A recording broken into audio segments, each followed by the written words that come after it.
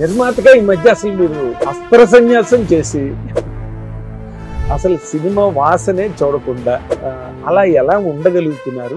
అలా ఉండడానికి గల కారణం ఏంటి? నిర్మాణం వైపు అసలు నిర్మాణ రంగం వైపు మళ్ళీ అడుగు పెట్టలేదు ఎందుచేత? ఎంతమంది మీరు ఆలోచించండి, ఎంతమంది ప్రొడ్యూసర్లకి అసలు ఫ్రేమ్లు ఎన్ని దగ్గర నుంచి అసలు మనకి పాత రోజుల్లో ఇవన్నీ నేర్పించేవాళ్ళు. అవును, కాస్ట్యూమ్స్ దగ్గర నుంచి ఏం కావాలనేది ఇవాళ ఏ ప్రొడ్యూసర్కి తెలుసా? కావన్ మ్యాన్కి దూరం అయిపోతున్నారు కదా. ఇవాళ మల్టీప్లెక్స్ కానివ్వండి, ఏదైనా వస్తే 2000 రూపాయలు అవుతుంది మినిమం.